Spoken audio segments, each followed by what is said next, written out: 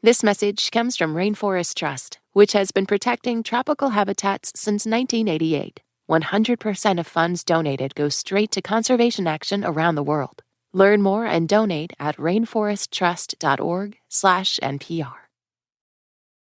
What's good, y'all? It's Gene. And before we get to the show this week, I want to talk for a minute about public media, which you've maybe heard mentioned in the news a few times this year, because Code Switch is public media. It's a big part of what makes our show and all the NPR podcasts you love so unique. Well, as of this fall, federal funding for public media, including NPR and NPR local stations, has been cut, eliminated.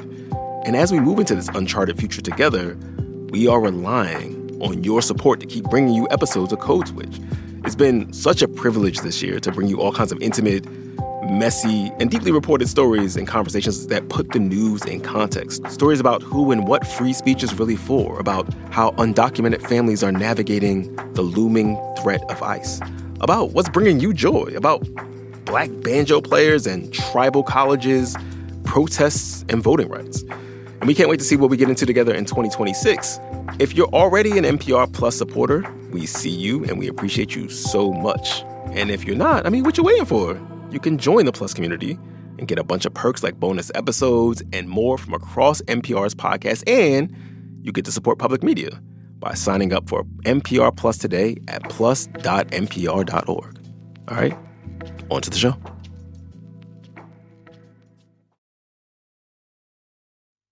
What's good, y'all? You're listening to Code Switch. I'm Gene Demby.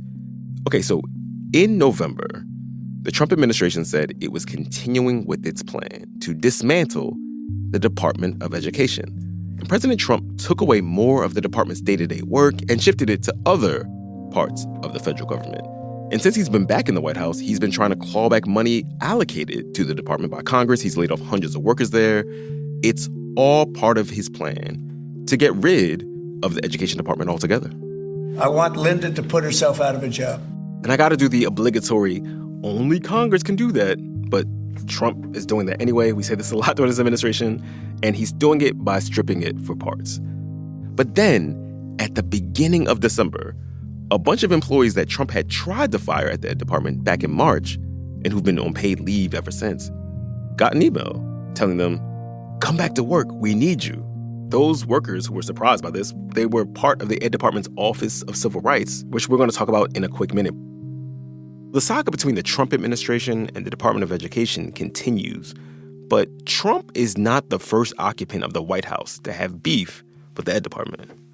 The current version of the Department of Education has not been around all that long, but it's been a thorn in the sides of many conservatives from its very beginning.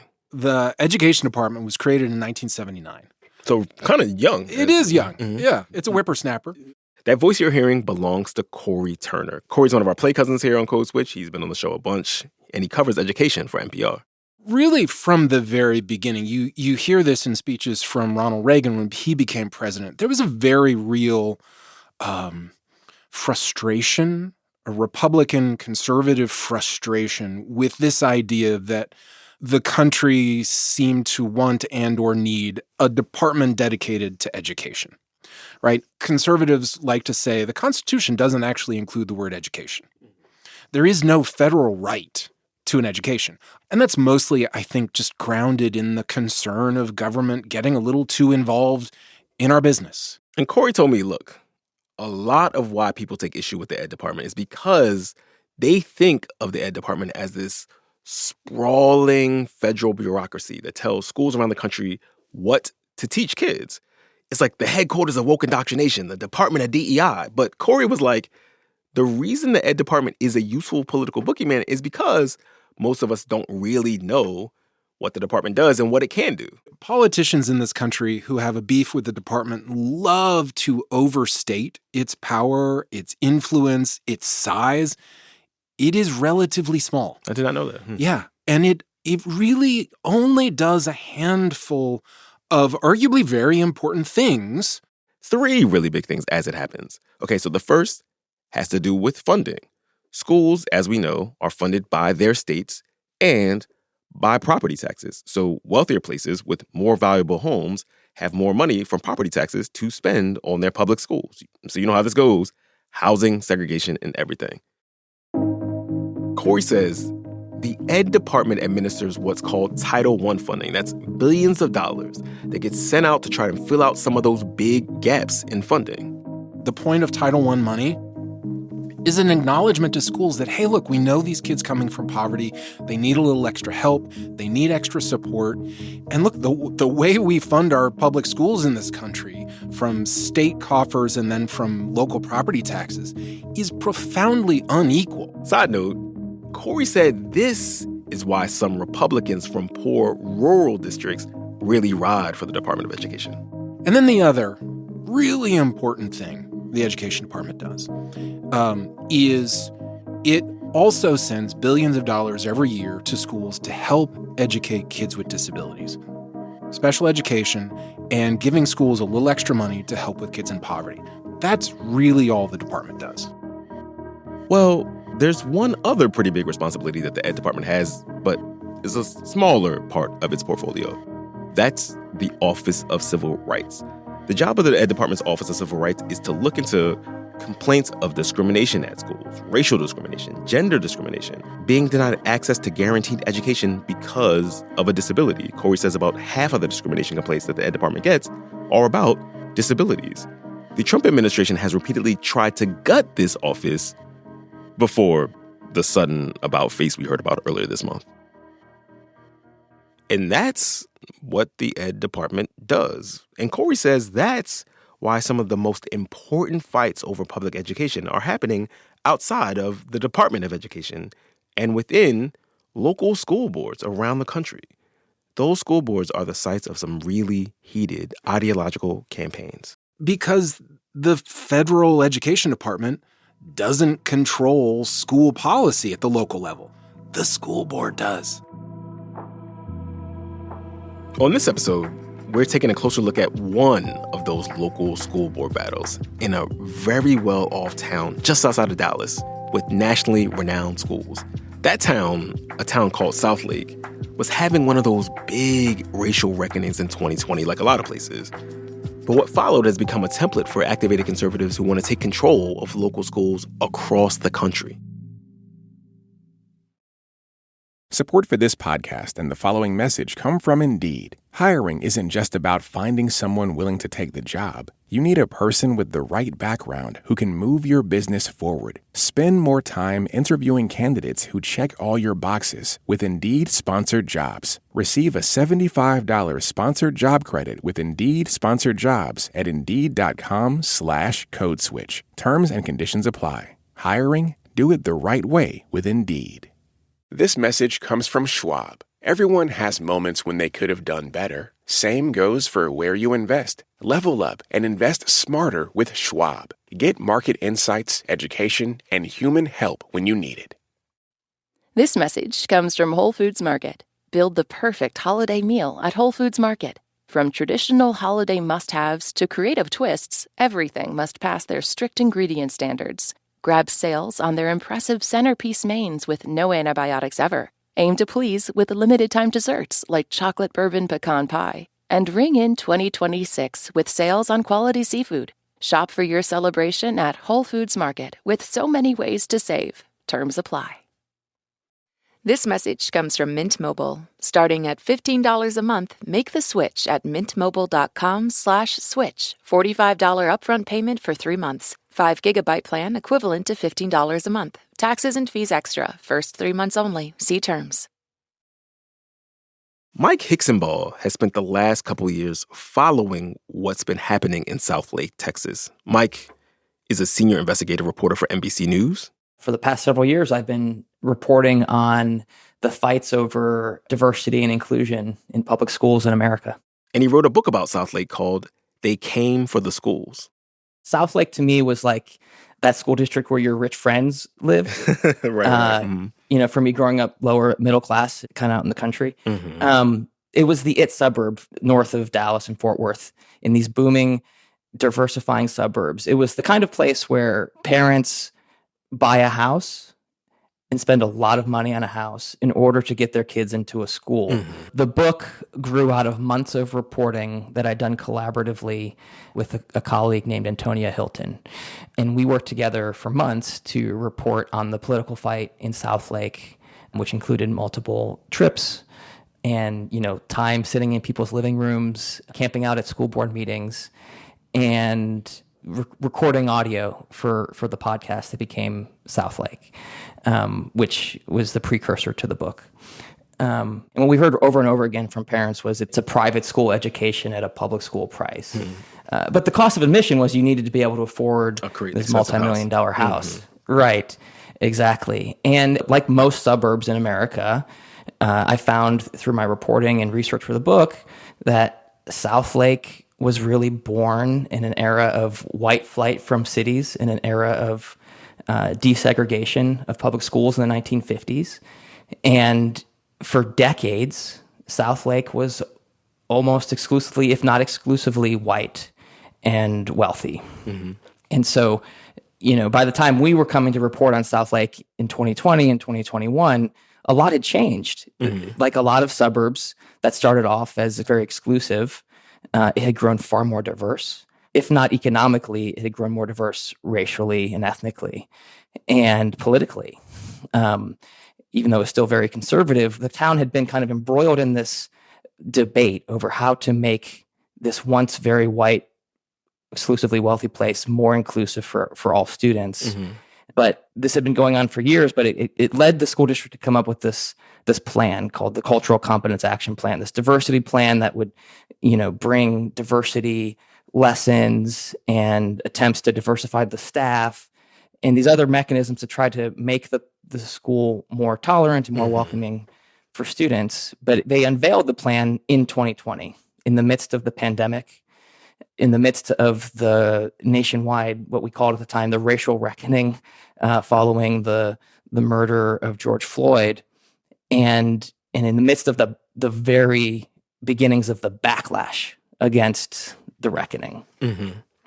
And so this plan that really started off as this local issue to try to make the schools more welcoming was received by conservatives in the community and political activists, conservative political activists, as an attack, as a political attack, as this kind of movement to indoctrinate children with anti-American ideas, and that this is part of this decades-long left-wing plot that educators, including through the federal education department, has been imposing into schools quietly for decades, and now it's coming to the surface. That's how it was framed in Southlake, and soon we found that's how similar conversations were being framed in suburbs all over the country. Did those white parents who were opposed to the diversity proposals acknowledge that the people who were complaining at the town halls about Southlake's racial issues were their neighbors, right? They were coming from people who were parents of Southlake students, or were Southlake students or alumni themselves? That's one of the reasons I wanted to focus on this story, is because no, the answer to your question is no. In the vast majority of cases, it was as if there were two versions of reality on display in this community. When we first started reporting on this, we looked back to 2018, to the moment that sparked the initial fight in this community. And back then in 2018, several white students at a homecoming after party recorded a video of themselves doing kind of a call and response, chanting the N-word. And that video got posted online and went viral. And in the aftermath, the school district, the Carroll Independent School District in Southlake, held a special school board meeting where they invited parents to share their reactions to this controversy. And what happened at that meeting was really the seed of what, Southlake's racial reckoning, because parent after parent of Black students came forward to share stories, some of them dating back decades, of racial bullying and harassment in the school district. The video had kind of given them this moment to come forward and say, this has been bubbling under the surface for years, and the school district, if you really want to be great and excellent, you need to address this. And so when I went back and watched, that moment kind of launched this 2-year campaign by the school district and the school board to put together the diversity plan. how did the parents of Southlake respond to this sort of like, respond to all these Black parents coming forward and being like, this place is really hard? There was a near universal public response of empathy and statements from conservative Republican elected officials in this community saying, I'm so sorry that this happened. We didn't know, and we're going to make changes so that this doesn't happen anymore, because that's not who we are. This is a small town that, as I said, has grown more diverse, but it's still a majority conservative place. The local elected officials are almost all Republicans. And so I've watched all those videos, but then I'm coming to the story in 2020, and I'm also watching school board videos in 2020 of conservative parents coming forward to school board meetings. And it's as if none of that other stuff happened, that this plan came out of nowhere. They often framed the plan as something that was cooked up by progressive activists to try to indoctrinate children, to change the nature of Southlake as part of this movement to indoctrinate children into liberal political thinking. I mean, your reporting cites that about 66% of Southlake residents voted for President Trump in 2020, which means that, a full third of voters in Southlake cast ballots for someone who is not Trump. And obviously that's still a solidly Republican place, but it seems like what's happening in Southlake is about the town grappling with this partisan shift as much as it's about the demographic change there, although those things are obviously related. Right. And that led to some very uncomfortable dynamics in the community. I think at the heart of this story was, these are nonpartisan school board races. In most parts of the country still, local school board races are nonpartisan. Mm-hmm. These are campaigns where often in the past, people didn't know what the voting history of the people who are running for a school board member. Right. Right. But now when you've taken this local debate, this local issue, and framed it as a right versus left, that the people who are pushing this plan aren't just neighbors with whom I disagree. They're enemies. They're un-American. They're trying to undermine the American values of this community, to undermine Christian values, and to destroy our community. That language became part of the school board debate in Southlake. Mm-hmm.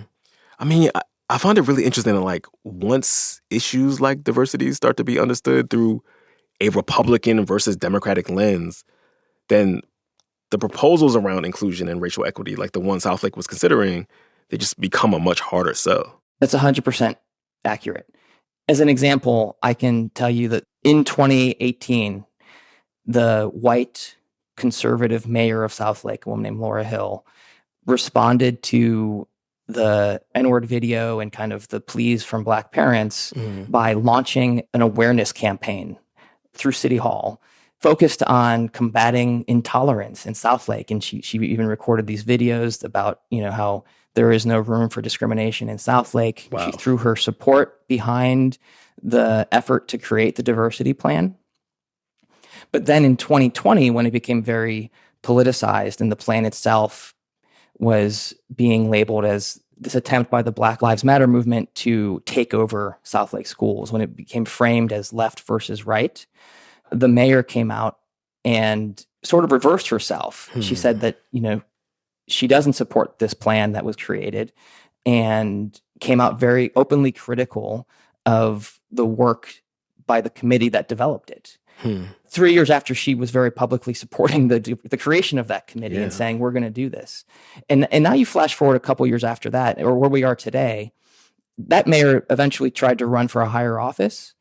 Laura Hill attempted to run for a seat in the state legislature. And her 2018 comments just saying that we condemn racism were brought up in that campaign in her Republican primary and used as an attack on her, that she let the woke Black Lives Matter movement into Southlake. She's the one that welcomed this. And so she's insufficiently conservative, and she, lost that primary by a wide margin. Wow. And so you could see how far the pendulum swung between 2018 and, here we are today. Yeah, this is a thing that keeps coming up in our reporting over the past year, is like, it's just the way that unremarkable positions that Republicans would have taken on things like immigration as recently as like 8 or 9 years ago are now things that like are far, far to the left of where like sort of the MAGA movement has ended up. How are these political fights about education and schools in the Trump era different from the way these fights have looked in the past? Because schools have obviously always been a political battleground. Obviously, famously, the battle to desegregate schools. But even before then, like, schools were sites of sort of anxiety for some people around, indoctrination of children, corruption of children. I don't know that they are different. I think, when I was researching for the book and looking throughout our history, there have been moments that echo this moment today, as you just alluded to. There's a lot of talk right now about, the Trump administration's move to dismantle the education department. I found, it's fascinating to go back through history. Like, the first version of the education department was created by Congress in the aftermath of the Civil War. Mm-hmm. And the argument for creating it then was, from, radical Republicans, we have this huge new enfranchised group of Black students across the country. And we've just survived a Civil War. To create some sort of unified base of factual knowledge and shared values, we should create this federal oversight of our education so that we can, impart this knowledge and improve our country and our unity. And the attacks, the resistance to that plan, even back then, was education should be a local issue. The federal government shouldn't be messing with this. And some of it was, from segregationist Democrats saying, you're going to waste our tax dollars to try to educate, lazy Black people across the South who will never, And so it was that kind of conflict was there at the beginning, and we see it traced, and these kind of patterns repeat throughout our history, whether it's the fights over how we teach evolution or how we integrate schools, the creation of the education department as we know it today, and then now today, where it's we're back to where we started in some ways, in terms of the argument that the federal government should have no role in education, give complete control to local communities to decide what values to impart on their children and how to teach those things. When we come back, what the wider conservative movement learned from Southlake. This town in Texas had showed, look, we're winning. We're winning the fight against Black Lives Matter. Our ideas can resonate. And here's how we can package these ideas in a way that resonates with the, white suburban moms. That's after the break. Stay with us. This message comes from the Council for Interior Design Qualification. Interior designer and CIDQ president Siavash Madani describes his fundamentals of interior design. I think interior design is about responsibility. It's not just the way a space looks or the way a space photographs. To me, better design means functional, safe, accessible, and inclusive design. Learn more at cidq.org/NPR.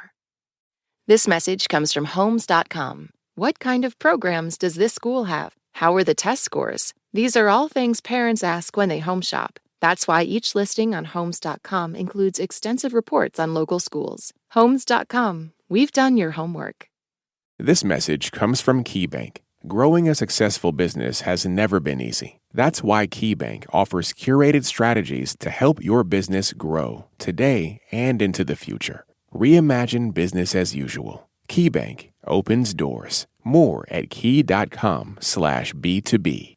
This message comes from Bonterra. Your nonprofit's mission is big, but your team is small. With fundraising software from Bonterra's Network for Good, you can focus on changing lives. Big impact, less stress. Learn more at bonterratech.com/NFG. Gene this week, Code Switch. Mike Hicksonball told us that when everything popped off in Southlake, well, I guess it's still kind of popping off, it showed other conservative and MAGA activists around the country that the school board takeover there could be replicated. What happened after the school board released its diversity plan in 2020, and there was this big conservative backlash in the town, conservative activists there put together a political action committee called Southlake Families PAC. They raised a bunch of money, and they kind of pioneered this local political strategy where we are going to put together a slate of conservative school board candidates. We're going to back them with tens or hundreds of thousands of dollars in donations. And we're going to turn the local school board race into an explicitly partisan debate over this diversity plan. They did that. They were very successful. That spring, in the spring of 2021, we reported as they ran their playbook, and the Conservatives won a total sweep of the town's elections. That made we reported on it for NBC News, but at the same time, it was the lead story on several Fox News primetime programs in May of 2021. This is, months after Trump had lost re-election in 2020, and the Republican Party is kind of, reeling at that moment. And here, this town in Texas had showed, look, we're winning. We're winning the fight against Black Lives Matter. Our ideas can resonate. And here's how we can package these ideas in a way that resonates with, white suburban moms who, there was a lot of conversation about white suburban moms swinging for Biden.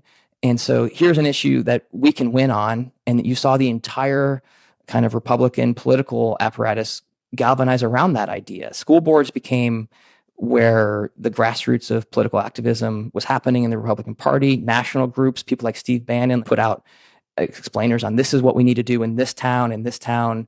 Critical race theory was, mentioned thousands of times on Fox News and in other conservative outlets as something that is this haunting our society that we need to root out both in schools and other parts of the culture. Southlake showed that it could be a winning issue. What's ended up happening from our reporting is we found that these ideas do successfully kind of turn local nonpartisan races into partisan campaigns where if your town is mostly Republican, your anti-critical race theory, anti-DEI agenda is probably going to win in local elections. And if your town's more mixed, then they might not win. If it's a liberal community, Moms for Liberty is not going to win. So it didn't really, I don't know that we have evidence that it moved the needle so much as animated the base. You mentioned this feedback loop between national politics and local politics, that sort of this grassroots activism is both like aping the sort of like rhetoric from the top, from the Trump administration. And the Trump administration is also doing the same in the opposite direction, taking sort of the concerns of from these school board battles and making them national sort of culture war fights. What role does a group like Moms for Liberty play in this sort of like, in this dynamic? Because they sort of began as, ostensibly like a local organization, but they have the ears of lots of people in Washington. Like, what role do they play now? First of all, a lot of those local school board members then went on to run for higher offices. The leaders of Moms for Liberty in Florida really gained a national platform, speaking at these national conservative events. And I think you can really trace a connection from the agenda that was being put forward by groups like Southlake Families PAC, and you can draw direct connections to plans that are outlined, for example, in Project 2025. And we can see it playing out in what's been going on at the education department in the past several months, where, in Southlake, at the end of all of this, after the conservative groups kind of took over the school board, got rid of the diversity plan, Black parents in the community, they still had one other, avenue of recourse. They filed a federal civil rights complaint saying, my children are being discriminated against in the school district, and the school district has not handled it. And that triggered an investigation by the Federal Education Department's Office for Civil Rights back in 2021 and into 2022. That investigation has been ongoing for years. And so the Office for Civil Rights at the Education Department was this national force that was kind of like, well, if the local school board is not taking care of these issues, then we will step in and we will withhold funding if we have to. We'll work out an agreement to make sure students are protected. And the Office for Civil Rights has not moved forward in terms of completing investigations related to discrimination based on race in the way that we've traditionally thought about these investigations. Instead, has been kind of focused on opening investigations into schools, accusing them of sex discrimination for having gender-inclusive bathroom policies, for example, or, there's been investigations opened by the Trump administration's education department alleging that white students have been discriminated against because of local districts' programs meant to close the academic achievement gap to give Black students more opportunities. Mm-hmm.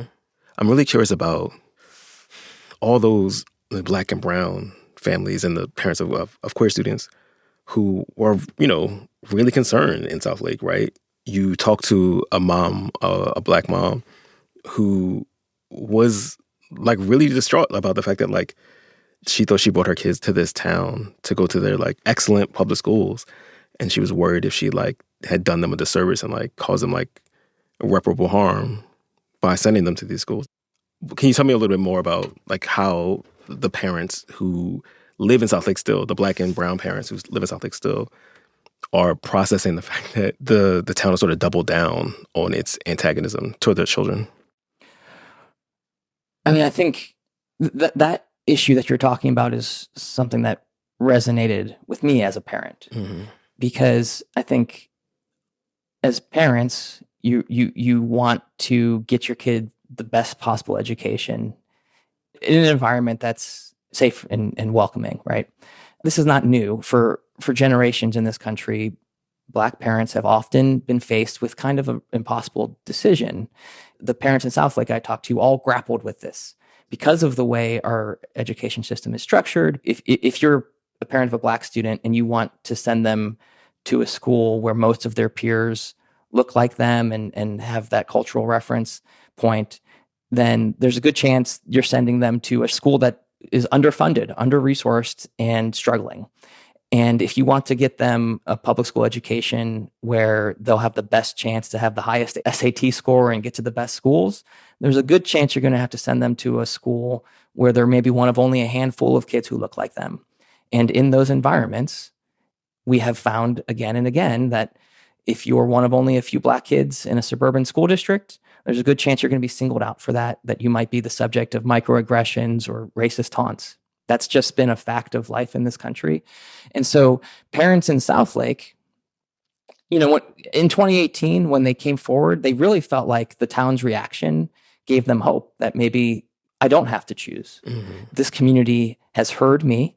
They've heard the stories that I've shared and they're outraged. And the leaders of this community have agreed to put together a committee and a plan to try to address this, to say this is not acceptable. And so, yeah, the folks who then, a few years later, to see what erupted, the kind of really angry backlash, the response that said, racism isn't actually here and you're exaggerating, and bullying is not new, like the kind of minimizing of their grievance. That was hard and painful for those families. I can tell you that some have said, my kid's a sophomore and I don't want to take him from his friends, and so we're just going to tough this out and finish these last few years out. Other families, people have moved. You opened the book by talking about how this stuff was really close, literally very close to home for you and your wife. Can you talk to us a little bit about what was happening in your universe in 2020 that made your antenna twitch? I'm a father of four. For solidarity, I don't know. Yeah, man. I have one child. I have no idea how the four sounds like. Oh my gosh. Oh, it's a lot of work and it can be fun. I'm sure it is. I'm sure it's fun. I just imagine it's like launching a space shuttle every day. But it's what it feels like. You're right. Okay, so I'm a dad of four. And I'm married to a Black biracial woman, and we were raising our kids in the suburbs outside of Houston. My particular neighborhood was mostly white, but growing more diverse as the years went by. And in the summer of 2020, again, in the midst of the pandemic and kind of the panic around that, and in the midst of the backlash against the racial reckoning following George Floyd's murder, my neighborhood was kind of losing its mind. And like a lot of communities, I think, this was really playing out in front yards with dueling political signs and in Facebook posts. So my neighborhood Facebook page, a place where I think up until that year, I mostly just saw people posting about like, has anyone seen my lost dog? Right. Like, is the trash getting picked up tomorrow? In the summer of 2020, I was seeing posts about Black Lives Matter. And one jumped out to me where a neighbor had posted a warning that he had seen some people dressed in all black at a nearby sporting goods store. They had masks on, which, again, this was during COVID. Everyone was wearing masks all the time. But my neighbor had posted, these guys looked like Antifa, and that he also had heard a rumor that Antifa was planning to attack our neighborhood. This is like the kind of subdivision where we didn't have sidewalks. Right. It's rural, suburban, kind of. And he was posting about this concern about Antifa coming to our neighborhood. And he's like legitimately scared that they're going to come to this exurb of Houston to do ill. Yes. This was a viral conspiracy theory that we were seeing play out in towns all over the country, but I'm seeing it in my community. People started commenting that Black Lives Matter is joining them, and they heard that the attack is going to be on July 4th, so they can attack, the shooting can be masked by fireworks. And I'm just seeing that, and those kinds of comments and posts on my Facebook page.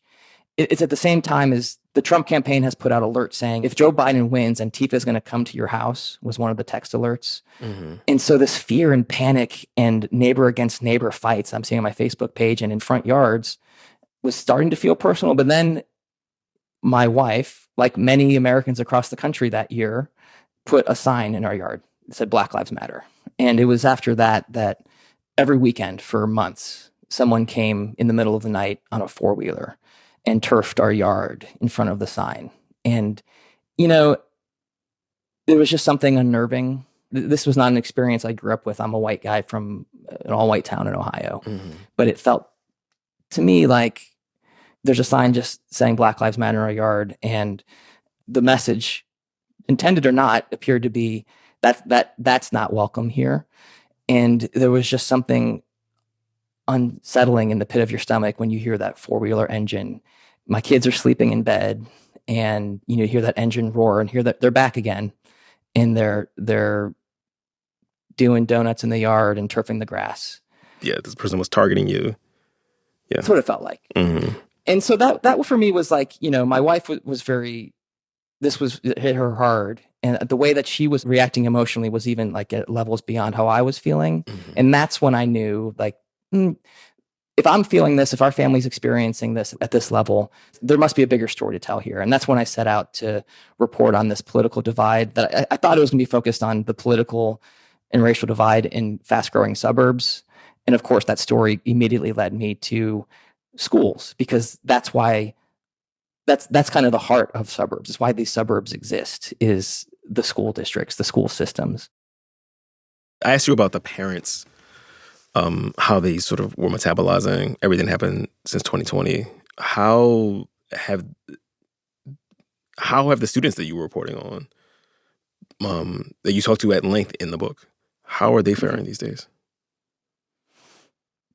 I mean, I think that's when you write a book, it's something that this is a little bit of a publishing secret. Maybe it's not a secret. The editors in the publishing houses want happy endings or like hopeful endings. And I'm not even sure what that looks like in a nonfiction work of journalism. But so I've had to think about this. I'm reporting about division and unpleasantness. But one thing I've been amazed by is just the resiliency of kids and of young adults that they've become. As an example, there's a student named Raven Roll who I tell her family story throughout the book. This is a young Black girl who described years and years of racist taunts and microaggressions that just became part of her life in the school district. And she became very involved in speaking out against that. And, got very organized, active in terms of trying to become politically involved in the school board elections, and was, I guess you could say, heartbroken or devastated by the outcome. And she kind of got this as a 18, 19, and 20-year-old, this very raw firsthand look at how politics work in America at the local level. But I can say that, she and other kids I talked to have kind of come out of this with these fights kind of shaping their identities and their perspectives, and not in totally, of course, there's harm, there's pain and trauma associated with some of the things that they've been through, but there's also this incredible resilience, and Raven has since gone off to college and graduated and is, becoming a young adult. Another student I think of, a girl named Mia Mariani, who, in the podcast and in the book, I talk about this group of boys bullying her over her gender identity, making fun of the fact that she uses, she, they pronouns interchangeably. And she's one of the students that filed a civil rights complaint with the education department. And when I spoke to her years later, she had this very, very poignant response to me that, it's too late to change the education experience she grew up with at Southlake. But she felt like by telling her story, by filing this report, by talking about this, that she was reclaiming her story and maybe helping kids in the future. I just found that to be very profound and powerful from, an 18-year-old. The kids are pretty resilient, is what I found. Mike Hixenbaugh is a senior investigative reporter for NBC News. He's the author of the book They Came for the Schools and is one of the hosts of the NBC podcast Southlake.